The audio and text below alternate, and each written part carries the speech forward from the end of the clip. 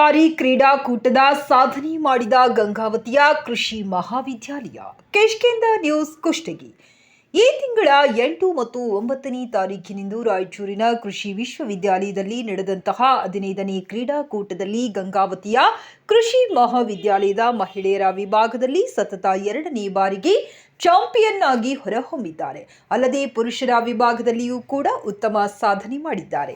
ಪುರುಷರ ವಿಭಾಗದಲ್ಲಿ ಗುಂಡು ಎಸೆತದಲ್ಲಿ ಚೈತನ್ಯ ಎಂಬ ವಿದ್ಯಾರ್ಥಿ ಬಂಗಾರ ಪಡೆದರೆ, ಪ್ರವೀಣ್ ಚಕ್ರ ಎಸೆತದಲ್ಲಿ ಚಿನ್ನವನ್ನ ಪಡೆದಿದ್ದಾರೆ.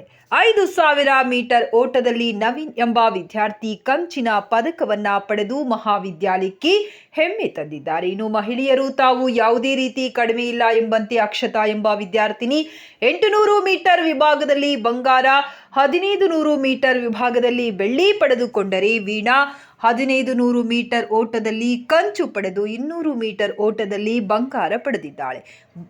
ಬುದ್ಧ ಜಿಗಿತದಲ್ಲಿ ಅಮೃತ ಕಂಚನ್ನ ಪಡೆದಿದ್ದಾರೆ. ಸುಷ್ಮಿತಾ ಗುಂಡು ಎಸೆತದಲ್ಲಿ ಕಂಚು, ಕವನ ಬರ್ಚಿ ಎಸೆತದಲ್ಲಿ ಕಂಚು, ಭುವನೇಶ್ವರಿ 100 ಮೀಟರ್ ಬಂಗಾರ, 200 ಮೀಟರ್ ಬೆಳ್ಳಿ, ಕೀರ್ತನಾ 400 ಮೀಟರ್ ಬಂಗಾರ, ಉದ್ದ ಜಿಗಿತದಲ್ಲಿ ಬೆಳ್ಳಿ, 400 × 100 ರಿಲೇ ವಿಭಾಗದಲ್ಲಿ ಬಂಗಾರವನ್ನ ಪಡೆದಿದ್ದು, ಕೃಷಿ ಮಹಾವಿದ್ಯಾಲಯಕ್ಕೆ ಪದಕಗಳ ಸೂರಿಮಳೆಯನ್ನೇ ಈ ಸಾಧನೆಯ ಬೆನ್ನೆಲುಬಾಗಿ ಅವರಿಗೆ ತರಬೇತಿ ನೀಡಿದವರು ಡಾಕ್ಟರ್ ರಸೂಲ್ ಸಾಬ್ ಮಕಂದಾರ್, ಪ್ರಾಧ್ಯಾಪಕರು, ದೈಹಿಕ ಶಿಕ್ಷಣ ತಂಡದ ವ್ಯವಸ್ಥಾಪಕರಾಗಿ ಡಾಕ್ಟರ್ ಶ್ರೀಧರ್, ಡಾಕ್ಟರ್ ಶ್ವೇತಾ ತಂಡವನ್ನ ಮುನ್ನಡೆಸಿದರು.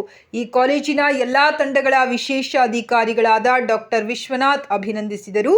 ಈ ವೇಳೆ ಮಹಾವಿದ್ಯಾಲಯದ ಎಲ್ಲ ಶಿಕ್ಷಕ ಸಿಬ್ಬಂದಿಗಳು ಉಪಸ್ಥಿತರಿದ್ದರು.